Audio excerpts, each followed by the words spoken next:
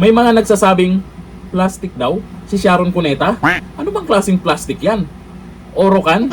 Dahil sa videong ito na papanoorin po natin, halata ang kanyang kaplastikan sa mga Duterte. Pero bago natin panoorin yan, may paalala si Sir Jack. Ayon dito sa isang post, Sir Jack, may paalala sa naging resulta ng halalan noong 2022. Ito baka hindi alam ni Sharon Cuneta to ha.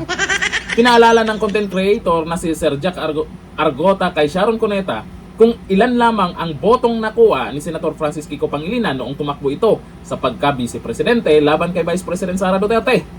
Ito'y matapos sinabi ni Cuneta na mali si Pangulong Bongbong Marcos Jr. sa pagpili kay Duterte bilang katandem at tila pinapahiwatig na sanay si Pangilinan na lamang ang pinili ng presidente.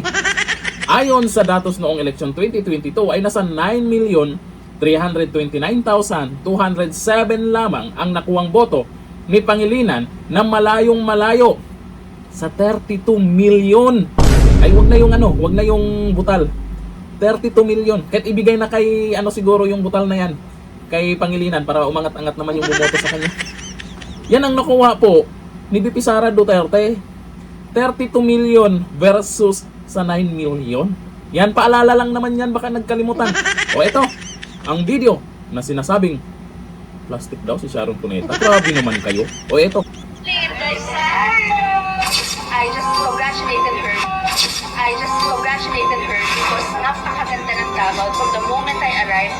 Kung malinis na ito noon, maganda na nakakahalis kumanda. We've been friends for a long time. I met her in the 80s, 90s, and we have not lost touch. So this was long before your father decided to run. But I've always admired her because she's really been a good mayor. I call her Inday Mayor and she goes, hey, it's so cute, so sweet. Ate siya. Ate talaga. Thank you very much for supporting us. Thank you for making everyone happy. Oh, sweet ah. It's the one and only Inday Sara. One and only, Inday Sara. Talaga ba? O ngayon, anyari na. Kakaiba talaga itong si Sharon Cuneta. Hindi natin masisisi yung taong bayan na kung ano-ano yung sasabihin nila tungkol kay Sharon Cuneta dahil nakikita naman nila kung ano yung mga galawan noon.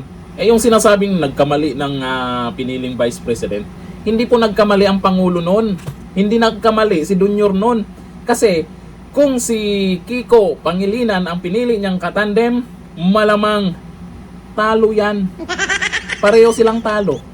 Malamang. Maganda pa nga siguro kung yun talaga ang nangyari. Yun nga lang kasi, maraming naniwala, maraming napaniwala kung ano yung mga plano, ano yung mga gagawin, ipagpatuloy yung naging proyekto ni Tatay Digong. Bandang uli, nung nanalo, ayan na, lumabas na ang totoong kulay nila. Siyempre, itong si VP Sara, hindi niya kayang matanggap kung ano yung nakikita niya na pera ng taumbayan, kung saan daw napunta, saan ginagamit. May mga nalalaman si VP Sara, kaya nabanggit po niya nakaraan na sino yung may hawak ng pundo, sino yung buhaya.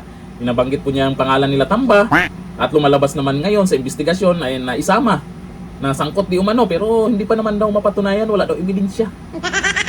Kaya ang ginawa ni VP Sara noon, umayaw siya diyan sa ginawa, pinag-initan. Ayun na, nagsimula na silang gumawa ng paraan para ipa-impeach si VP Sara. Si Tatay Digong para manahimik, akala siguro nila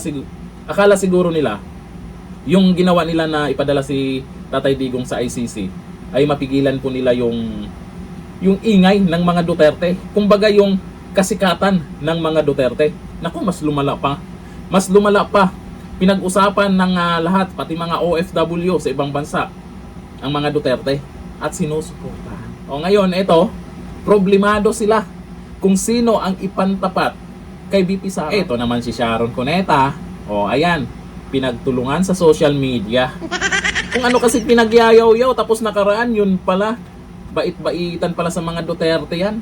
Sabay may mga nagsasabing, baka nainggit lang yan kay VP Sara. Dahil hanggang ngayon, sikat na sikat at gusto ng taong bayan si VP Sara ang nasa Malacanang. Hanggang dito lang. Thank you. Bye-bye.